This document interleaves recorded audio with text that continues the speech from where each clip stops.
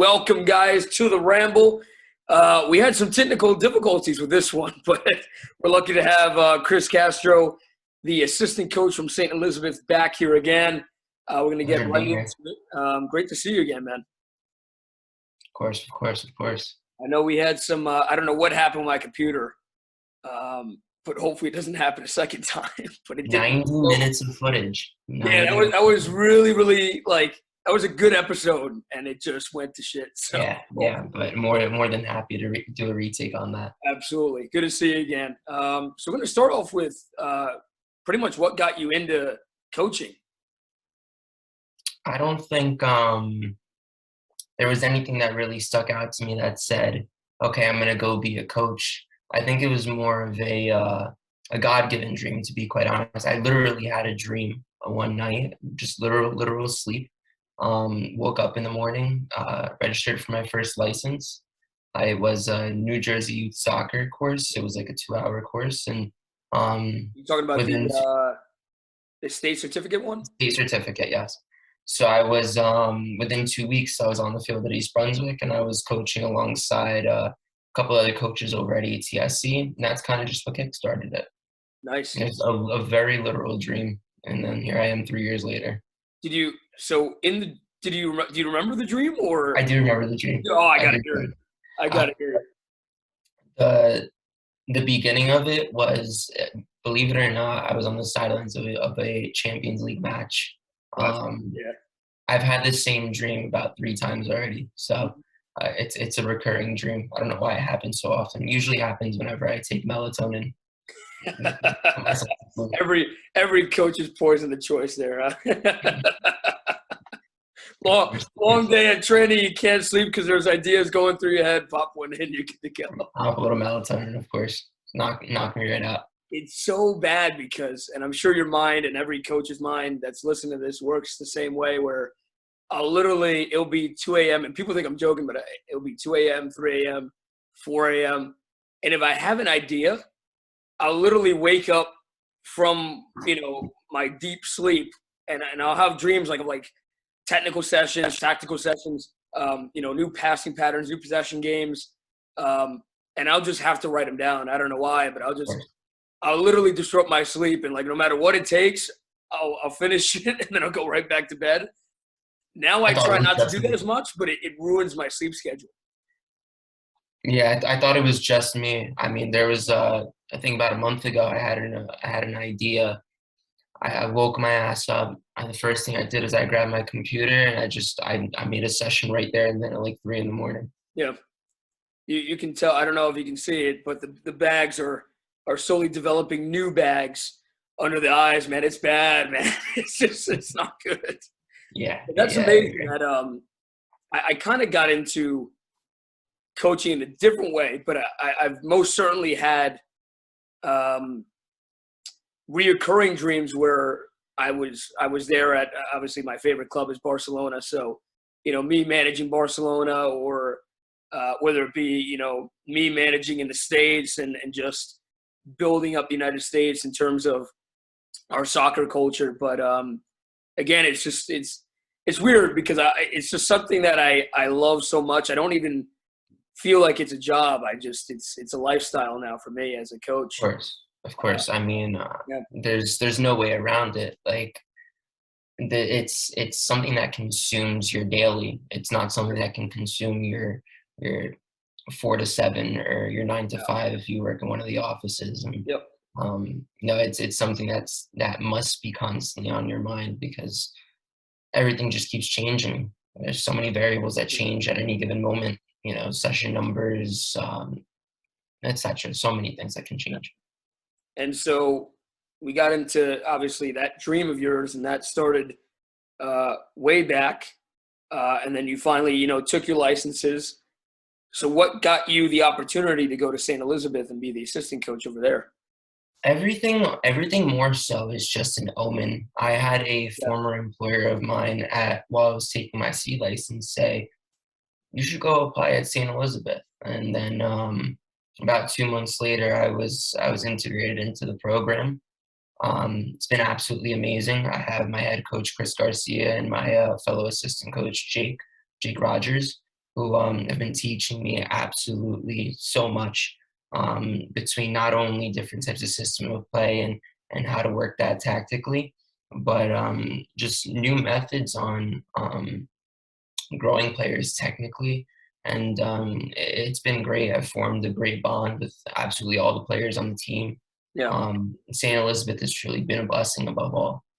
Yeah, I agree. Same thing with Camden. I truly agree with you, Omen. It's funny because for me, I think God works in mysterious ways, man. Of course. I was about to delete Facebook, granted, because I just don't like Facebook. Likewise. I don't like the platform. I don't like, I don't even know how to work the damn thing. Social media as a whole, but yeah. Yeah, I like Instagram. I just don't like the way Facebook looks.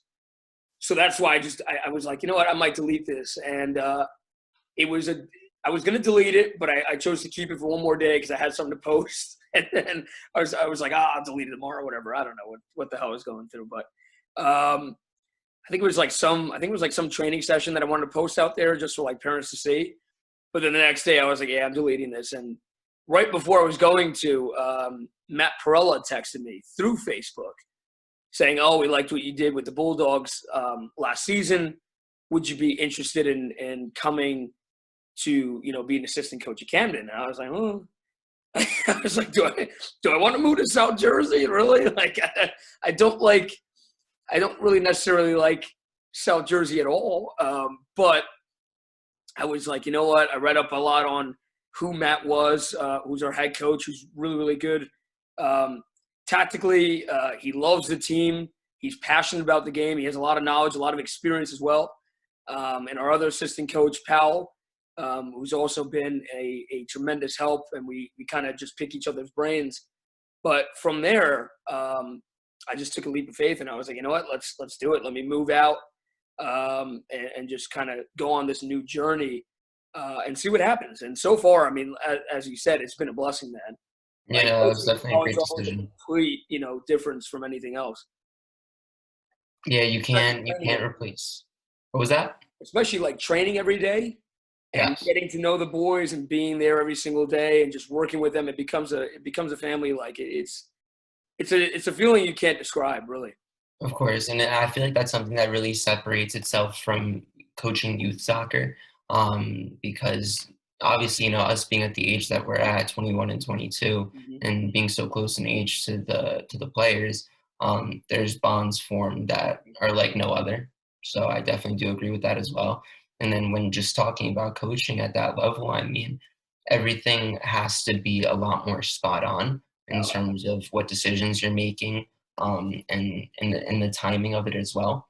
It's a lot of tactical. It's a lot of understanding in the game, and requires you to truly be a student of the game on a daily basis, and requires just that knowledge being implemented. It's one thing to have knowledge; it's another thing to actually implement that knowledge, and that's something that the college game really forces us to do. So now that you're an assistant coach at college, and being as an assistant, it's not easy because obviously we have our own philosophies of the game. I'm lucky that Matt shares a similar philosophy as I do. Likewise, But is it the same with you? Like, can you yes. kind of feed your philosophy into the team as well? Yes. So as an example, we play this formation is set up differently, but we essentially play a 4-2-3-1. Sorry, that's misplaced. We essentially play a 4-2-3-1. Now, and when it comes down to the 4-3-3, this is not my favorite variation, but in terms of our tactical principles and how we want our team moving the ball, and our movement off the ball, this it fits my style of play to a T. The one thing I absolutely would love to see a little bit more of is seeing a little bit more transition. So between my midfield three. So if we see, sorry, this is a ball, but we're just going to pretend that's an opposing player. Yep. Let's say we have this numerical disadvantage, or just it's a 2v2 here, or let's say it's 2v2 up here. Let's say there's double six pivot. Then the question is formed as to, okay, can we create a 2v2? Or can we play in between the lines of these guys? Or just how can we create different lanes to move the ball forwards or backwards if need be? So it definitely does fit the way that I do like to coach. And it fits our style of play to the fullest extent. I mean, the preference would be a 4-1-4-1, but we achieved a lot in our first season, having finished 8-7. It's our first winning season in college in our college's history. Yeah. So I mean, the guys are ecstatic, the staff was ecstatic, but there's still more work to do. Always. I think even when you have a winning season like that, there's always more work to do, and you always – I don't think even if you had a perfect season, I think you always look back as a coach and be like, well, I could have done this, a lot better. The team could have done this a lot better. Yes. But now that you're kind of getting into more of your philosophy, what is your true philosophy from – you don't have to go all the way into detail, but just the tip of the iceberg.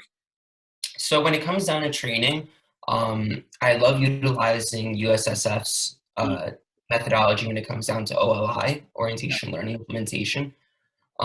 Just because it sets the problem for whatever team you're trying to focus on.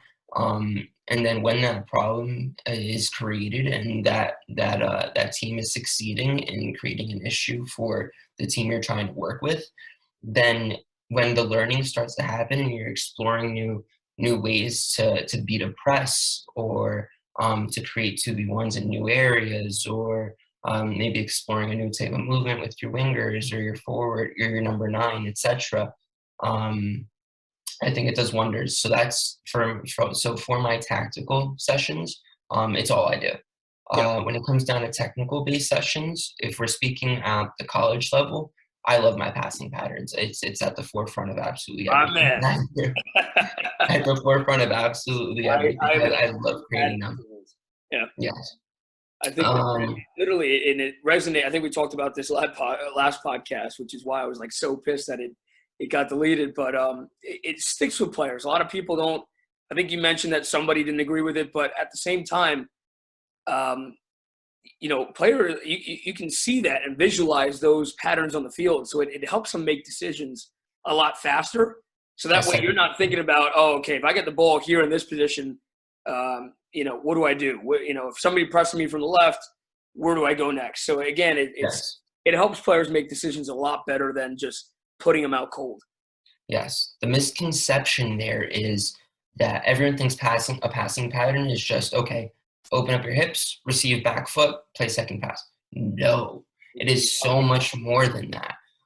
You're exploring different angles at checking and receiving and carrying the ball at a certain angle, and it becomes second nature to the point that a player doesn't have to think about it. They have pressure on their left shoulder, they're turning to the right, and sometimes that's not even with their back foot. Maybe it's on the front foot. Those angles need to be explored, and I can't stress it enough because sometimes that's what makes the difference. It's an extra second or two that you're gaining that is so valuable and isn't stressed upon enough, I feel. Some may view it as old-fashioned.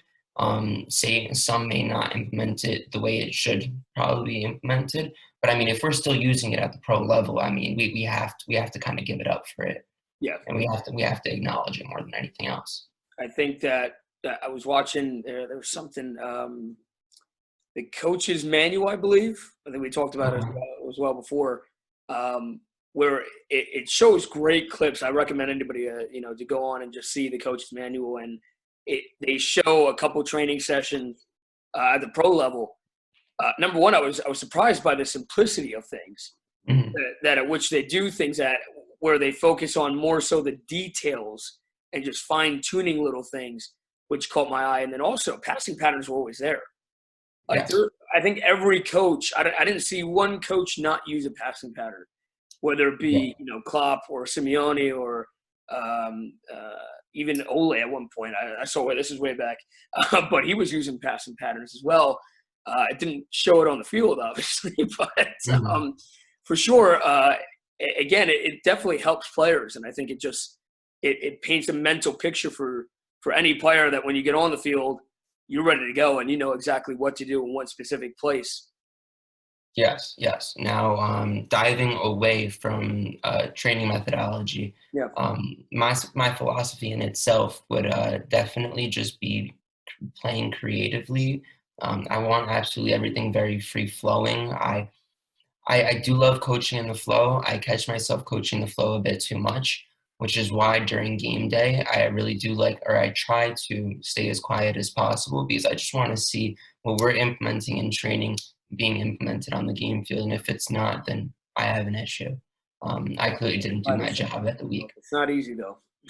Of course, no, that I agree with. It's not easy in the slightest. Yeah. But that's just my methodology. I like everything very free flowing, non-robotic. I see a lot of coaches. They're very this must happen in this moment, and that must happen in that moment, and this and this and this and that is gonna happen, and that works. It works, but we also can't forget that there are millions of different outcomes to every play, or situations that could happen. Yeah. And just finally, I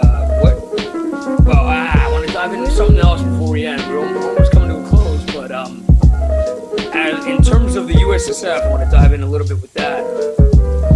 Obviously, you agree with it, and I actually didn't agree with it at first, especially with the OLI. And then I started to use it a lot more, and I think I agree with you as well. It really helps, especially prepare for an opposition. Yes. So you can kind of tell your team exactly how to beat, the opposition, what to do. If they're playing in a low block and you just kind of simulate that. It depends, obviously, if you have enough numbers for it, but usually I do, and it helps tremendously because the boys are like, hey, look, we know exactly what to do. We know exactly what we're going to face, on Saturday or on Sunday, and I've gotten a lot of great feedback from that. What do you think about going way back to the first thing, especially with youth soccer, play, practice, play? I've seen coaches either really, really love it or really, really hate it, so it's just seeing what you think about it. Truth be told, I've never used it. Really? So yeah, I'm probably gonna hear one for this, but I honestly block all USSF coaches on here. Yeah. Oh, well, I didn't use it because at the time, by the end of my course, that D license, I had a 2-month period where I wasn't coaching directly after it. So when I came in to go coach in come September time, I had started coaching the group of 2006s. And at that point, that's where I started diving directly into OLI. Even I was doing a form of it that wasn't OLI. I hadn't done my C license yet, but it was typical 8v7. Okay, we're working on building out from the back, or we're working on pressing from the front, or here's a middle third session. I want a little variation in my midfield 2 or 3. This is the moment that I want my 6 to drop into the back line, etc. But just kind of diving back into, I hope you don't mind if I change topics a little bit. go ahead. St. Elizabeth, because that is my heart and soul at the moment. When it comes down to the St. Elizabeth guys and what we're trying to do there, we had a little bit of a formation change come the end of the season. Because of the formation change, or is it just you guys saw that this formation would give you a little bit more than the other? We thought that instead of playing 2 wide players, so having a 7 and a 2 along one side, we thought that we could be a little bit more penetrative by just having 1 and including those 2 extra players centrally. So what we essentially did is, and this is a 4-2-3-1, we essentially rotated into a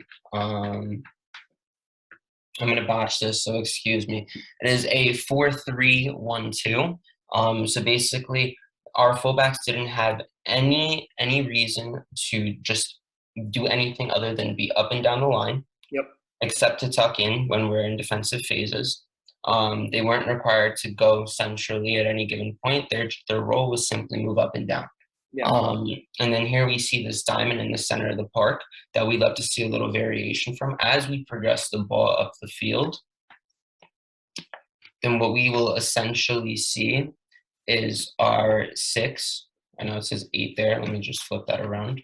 Our 6 will essentially jump into the back line And now all of a sudden we are attacking with 7, and we have good rotation between our two wide center backs who can pinch one side and shift over as a whole. And we saw great balance. We ended up winning our quarterfinal match 2-1 against a very strong Brian Athen team that really came to play. What we did see happen when we moved into this is here we are. So the ball would end up in a wide area with either one of our 9s. Both balls came from the right channel. I think it might be on the left side for you. Both balls came in from the right channel, only to be found by our number 10, who stuck in a header and then stuck in I'm forgetting the second goal, but both came from the right channel. But I did like how that was working. I think that we are a little bit more proactive when we press in the front with 2.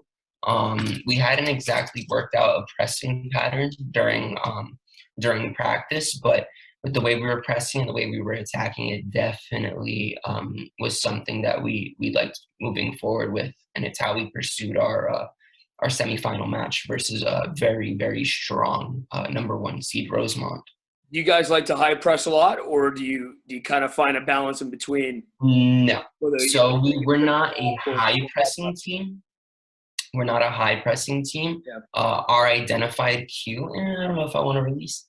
Our identified cue is pressing the fullbacks. So what we'll see is when we play in our 4-2-3-1, what we'll essentially see here is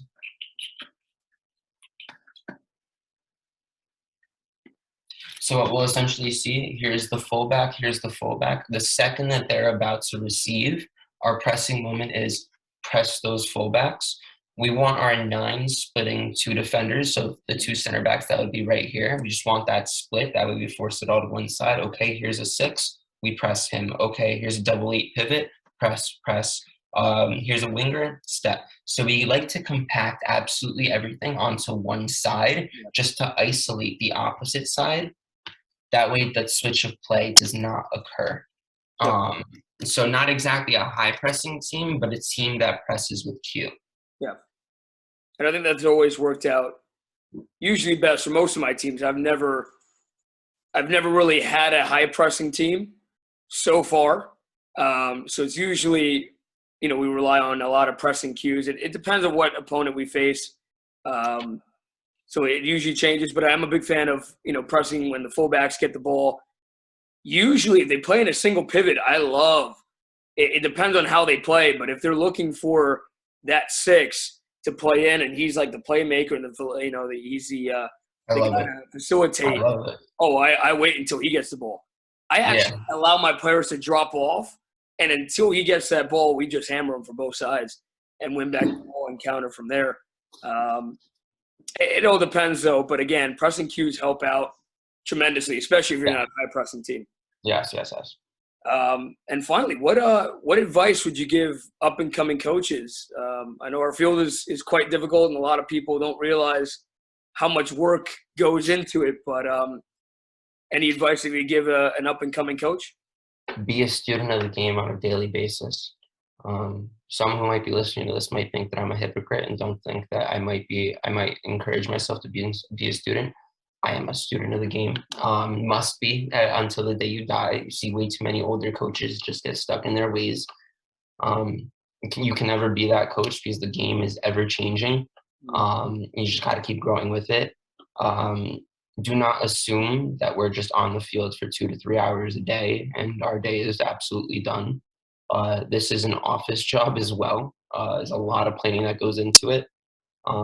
Some days I will dedicate at least like a bare minimum of anywhere from 12 to 16 hours, not just on the field, but session planning, coordinating things with other coaches, and just reviewing and just absolutely everything that goes into the game.